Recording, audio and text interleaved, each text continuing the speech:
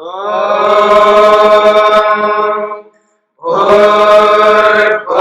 स्वः तत्सवितुर्वरेण्यं भर्गो देवस्य धीमहि धियो यो नः प्रचोदयात्।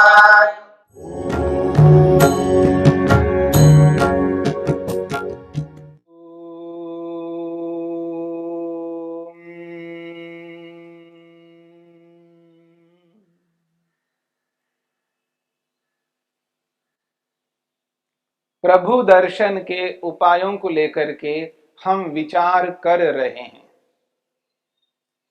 ईश्वर साक्षात्कार करने के जिन उपायों को लेकर के महर्षि पतंजलि ने 20वें सूत्र को उपस्थित किया है, महत्वपूर्ण उपाय उसमें बताया गया है। उपाय प्रत्यय के माध्यम से श्रद्धा को, वीर्य को, स्मृति को और समाधि, अंतिम प्रज्ञा, श्रद्धा वीर्य स्मृति समाधि प्रज्ञा पूर्वक इतरेषाम। इस सूत्र में श्रद्धा, वीर्य, स्मृति, समाधि और प्रज्ञा, इन 5 उपायों को लेकर के चर्चा हो रही है। हमने 4 उपायों को लेकर के विचार किया, श्रद्धा को, वीर्य को, स्मृति को और समाधि को। ये जो समाधि है, संप्रज्ञा समाधि है। यहां पर संप्रज्ञा समाधि के विषय जो आपने सुने हैं, 5 महाभूतों से लेकर के सत्वरज तम तक 26 पदार्थ हैं। 5 महाभूतों से 5 स्थूलभूत, पृथ्वी, जल, अग्नि, वायु, आकाश, इन 5 महाभूतों का साक्षात्कार समाधि में करता है, अंदर ही करता है, अपने शरीर के अंदर करता है। इनके जो 5 महाभूतों के कारण हैं तन्मात्राएं, गंध तन्मात्रा, रस तन्मात्रा, रूप तन्मात्रा, स्पर्श तन्मात्रा और शब्द तन्मात्रा। इन 5 तन्मात्राओं का साक्षात्कार दर्शन भी संप्रज्ञा समाधि में अंदर ही कर लेता है।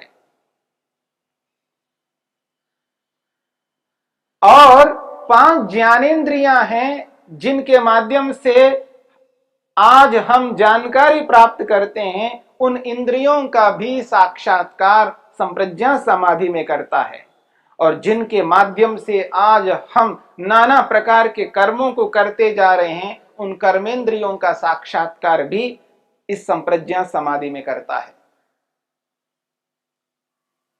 और उसके साथ साथ मन का भी दर्शन करता है, साक्षात्कार करता है, मन को प्रत्यक्ष अनुभव करता है समाधि में। 5 तन्मात्राओं, 5 ज्ञानेंद्रियों, 5 कर्मेंद्रियों, मन और अहंकार, ये जो मैं की अनुभूति कराने वाला साधन है। जो आज मैं बोलता हूं, अहम की अनुभूति करता हूं, मैं एक आत्मा हूं, इसकी जो अनुभूति कराने का साधन अहंकार है, इस अहंकार का प्रत्यक्ष दर्शन भी समाधि में, संप्रज्ञा समाधि में करता है। तो 5 तन्मात्राएं, 5 ज्ञानेंद्रियां, 5 कर्मेंद्रियां, एक मन, एक अहंकार, इन समस्त पदार्थों का साक्षात्कार संप्रज्ञा समाधि में करता है। और इनका जो कारण है वो है महतत्व, जिससे हम निर्णय करते हैं, डिसीजन लेते हैं। करूं या ना करूं की जो स्थिति आती है, जब जाऊं या ना जाऊं की स्थिति जब आती है, बोलूं या ना बोलूं की स्थिति जब आती है, उस स्थिति में एक निर्णय लेना होता है। बिना निर्णय के हम किसी भी कार्य को नहीं कर सकते हैं, क्योंकि मन में 2 प्रकार के विचार सतत उत्पन्न होते हैं। किसी भी स्थिति में 2 प्रकार के विचार आते रहते हैं, संकल्प विकल्प होते रहते हैं। उस स्थिति में जिस साधन के माध्यम से हम निर्णय करते हैं, उस निर्णय कराने का साधन महतत्व है, जिसको हम बुद्धि के नाम से भी कह देते हैं। उस महतत्व रूपी बुद्धि का भी साक्षात्कार संप्रज्ञा समाधि में होता है, और उस महतत्व का भी कारण, मूल कारण, और संपूर्ण ब्रह्मांड का जो मूल कारण है, पूरा कार्य जगत का जो मूल कारण है, सत्व रज तम, इनका भी साक्षात्कार संप्रज्ञा समाधि में होता है। सत्व रज तम तीन पदार्थ, महतत्व यानी बुद्धि, अहंकार, मन, तीन पदार्थ, वो तीन, ये तीन, 6 पदार्थ, 5 ज्ञानेन्द्रियां, 5 कर्मेंद्रियां, 10 ये पदार्थ है, 6 वो पदार्थ हैं, 16, और 5 तन्मात्राएं 21, और 5 स्थूलभूत 26। 26 पदार्थों का साक्षात्कार संप्रज्ञा समाधि में होता है। और अंतिम एक पदार्थ है जो मैं हूं, आत्मा हूं, और आत्मा का भी साक्षात्कार इस संप्रज्ञा समाधि में होता है। तो 26 और आत्मा 27 पदार्थों का साक्षात्कार जिस संप्रज्ञा समाधि में होता है, ऐसा संप्रज्ञा समाधि उपाय है असंप्रज्ञा समाधि को प्राप्त कराने का। असंप्रज्ञा समाधि को प्राप्त कराने का उपाय है संप्रज्ञा समाधि। ऐसी संप्रज्ञा समाधि को यहां पर इस 20वें सूत्र में उपस्थित किया है, कहा है। समाधि चौथा उपाय है असंप्रज्ञा समाधि को प्राप्त करने का। और ये जो समाधि है, जब व्यक्ति प्राप्त कर लेता है, विशेषकर जब व्यक्ति को आत्मा का दर्शन हो जाता है, तो उसको ये बोध होता है मुझ आत्मा में किसी प्रकार का सुख नहीं है, तब व्यक्ति और ईश्वर की ओर अग्रसर होता है, और उसका जो विवेक है वो सुस्पष्ट हो जाता है। इसलिए कहा जा रहा है असंप्रज्ञा समाधि को प्राप्त करने का 5वां उपाय प्रज्ञा। श्रद्धा, वीर्य, स्मृति, समाधि, प्रज्ञा, 5वां अंतिम उपाय इस सूत्र में कहा है प्रज्ञा। प्रज्ञा का अर्थ होता है विवेक। प्रज्ञा का अर्थ होता है विवेक। और ये जो विवेक है, ये विवेक असंप्रज्ञा समाधि का एक उपाय है। और यहां प्रज्ञा शब्द से ऋतंभरा प्रज्ञा को लिया जाता है। प्रज्ञा शब्द से ऋतंभरा प्रज्ञा को लिया जाता है। ऋतंभरा प्रज्ञा, ऐसी प्रज्ञा जो ऋतंभरा वाली है। प्रज्ञा का विशेषण दिया है ऋतंभरा। ऋतम का अर्थ होता है सत्य, और भरा का अर्थ होता है धारण करने वाली। सत्य को धारण करने वाली प्रज्ञा है। ऐसी प्रज्ञा है जिस प्रज्ञा में केवल सत्य है। सत्य को धारण करने वाली प्रज्ञा को ऋतंभरा प्रज्ञा कहते हैं। हो सकता है हमारे मन में ये बात आ जाए कि श्रद्धा में भी सत्य को धारण किया जा रहा था, और यहाँ प्रज्ञा में भी सत्य को धारण करने वाली प्रज्ञा है, तो दोनों में अंतर क्या है? कोई अंतर तो होना चाहिए। हाँ, अंतर तो अवश्य है। श्रद्धा में जिस सत्य को धारण किया जाता है वह सत्य अलग प्रकार का है, और इस प्रज्ञा में जिस सत्य को धारण किया जाता है और यह सत्य अलग प्रकार का है। क्या सत्य में अंतर होता है? हाँ, होता है। सत्य में भी अंतर होता है। ये जो श्रद्धा में सत्य है और यहां प्रज्ञा में सत्य है, ये दोनों में बहुत अंतर है। क्या अंतर है? श्रद्धा में जो सत्य है वो सत्य शब्द प्रमाण के आधार पर है। श्रद्धा में सर्वाधिक सत्य शब्द प्रमाण के आधारित होता है। हमने शास्त्रों में, पुस्तकों में पढ़ा है ईश्वर कैसा है। आज जो व्यक्ति के पास थ्योरी होती है वो शब्द प्रमाण के आधार पर होता है। इस बात को समझने के लिए आज के साइंटिस्ट को समझ सकते हैं, आज के वैज्ञानिक को समझ सकते हैं, या विज्ञान को पढ़ने वाले विद्यार्थियों को समझ सकते हैं। जो विज्ञान को पढ़ने वाले विद्यार्थी जिस विज्ञान को पढ़ते हैं और जिस विज्ञान को सत्य मानते हैं, यथार्थ मानते हैं, ये शब्द प्रमाण के आधार पर है। उनको जो जो पढ़ाया गया है, बताया गया है, सुनाया गया है, वो यथार्थ है, क्योंकि वो अनुमान प्रमाण के माध्यम से या अध्यापक रूपी शब्द प्रमाण के माध्यम से स्वीकार किया जाता है। उनके सत्यता में सर्वाधिक शब्द प्रमाण और अनुमान प्रमाण होता है।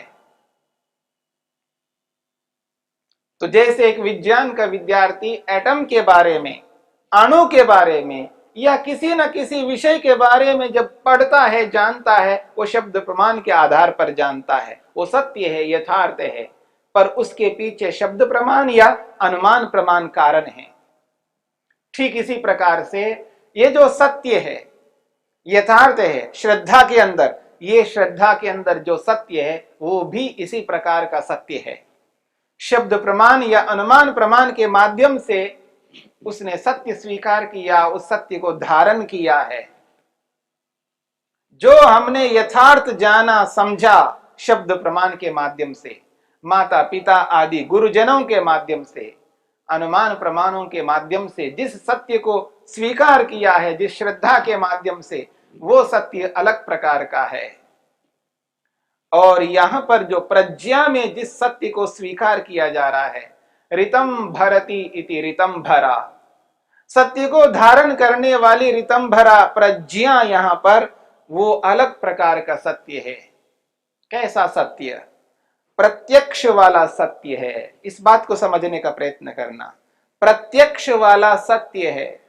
जैसे विज्ञान का विद्यार्थी विज्ञान को शब्द प्रमाण के माध्यम से जान करके, थ्योरी के रूप में जान करके जब वो प्रैक्टिकल में जाता है, प्रैक्टिकल करता है, जब प्रत्यक्ष उसको अनुभव करता है, तो उसका जो प्रत्यक्ष ज्ञान होता है विज्ञान के विद्यार्थी को, वो प्रत्यक्ष वाला ज्ञान अलग प्रकार का होता है। उससे पहले जो थ्योरी के रूप में जाना है वो वाला सत्य अलग होता है। ठीक इसी प्रकार से यहां पर भी समझने का प्रयत्न करना है हमें। श्रद्धा में जो सत्य है वो अलग प्रकार का सत्य है, और ऋतंभरा प्रज्ञा में जो सत्य है ये अलग प्रकार का सत्य है। ऋतंभरा प्रज्ञा में प्रत्यक्ष वाला सत्य है, क्योंकि संप्रज्ञा समाधि में सत्व रज तम से लेकर के पंच महाभूतों तक जो प्रत्यक्ष होता है, और उस संप्रज्ञा समाधि में जो आत्मा का प्रत्यक्ष होता है, उस प्रत्यक्ष रूपी सत्य को वो धारण करता है। वो जो प्रज्ञा विवेक है, वो जो प्रज्ञा विवेक है, उस प्रज्ञा विवेक की चर्चा यहां पर है। पांचवा उपाय है। महर्षि वेदव्यास लिखते हैं, समाहित चित्तस्य प्रज्ञा विवेकः उपावर्तते। समाहित चित्तस्य प्रज्ञा विवेकः उपावर्तते। जब व्यक्ति समाधिस्थ होता है, संप्रज्ञा समाधि को प्राप्त होता है, तो उससे उसको प्रज्ञा विवेक, सत्य को धारण करने वाली ऋतंभरा प्रज्ञा विवेक उपावर्तते, उत्पन्न होता है। बस वो सत्य को स्वीकार करता है, और वो जो सत्य उसको प्राप्त हुआ है, प्रत्यक्ष वाला सत्य, और उसका बार बार अभ्यास करता है। इसलिए महर्षि वेदव्यास कहते हैं, तद अभ्यासात तद वैराग्याच्च,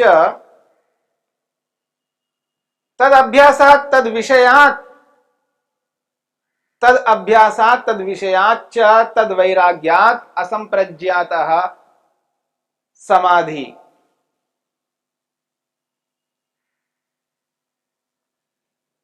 तद अभ्यासात तद विषयाच्च असंप्रज्ञात समाधि उपावर्तते ज्ञायते उत्पद्यते वा। वो कहते हैं उस ऋतंभरा प्रज्ञा का बार बार अभ्यास करता है और तद विषयात ऋतंभरा प्रज्ञा में जो जो विषय हैं उन सारे विषयों को बार बार देखता है, एहसास करता है, तो उसको प्रतीति होती है जिन जिन पदार्थों का मैंने साक्षात्कार किया है, जिन 27 पदार्थों के माध्यम से मेरे को बोध हुआ है, मुझ में तो वो आनंद नहीं है। और जिस प्रकृति के पदार्थों का मैंने दर्शन किया है, जिन 26 पदार्थों का साक्षात्कार किया है, उनमें जो सुख मुझको मिलना चाहिए वो सुख उनमें नहीं है। जो आनंद मेरे को चाहिए वैसा आनंद उनमें नहीं है, क्योंकि उसमें जो आनंद है उस आनंद के साथ दुख मिला हुआ है, दुख मिश्रित सुख है। तद अभ्यासात तद विषयाच्च तद वैराग्याच्च असंप्रज्ञा समाधिर्जायते। तो वो बार बार उस विषय का अभ्यास करता है। संप्रज्ञा समाधि के जो 27 पदार्थ हैं उनका साक्षात्कार बार बार करके उसको ये एहसास होता है मैं इनके अंदर जो आनंद ढूंढता हूं वह आनंद तो है नहीं, और जो है उसमें दुख मिश्रित है, इसलिए उससे उसको वैराग्य हो जाता है। तद वैराग्यात, उससे भी वैराग्य हो जाता है, उस संप्रज्ञा समाधि से भी वैराग्य हो जाता है, उससे भी तृष्णा नहीं रहती है, गुणा वै तृष्ण्यम की स्थिति में आ जाता है। तब असंप्रज्ञा समाधिर जायते, तब असंप्रज्ञा समाधि की उत्पत्ति होती है, तब वो आत्मा परमात्मा का दर्शन कर लेता है। ये उपाय हैं, 5 प्रकार के उपाय। श्रद्धा, श्रद्धा से युक्त होकर के वीर्य, वीर्य से युक्त होकर के स्मृति, स्मृति से युक्त होकर के समाधि, और समाधि से युक्त होकर के प्रज्ञा, और उस प्रज्ञा से असंप्रज्ञा समाधि की प्राप्ति, तब जाकर ईश्वर का दर्शन होता है।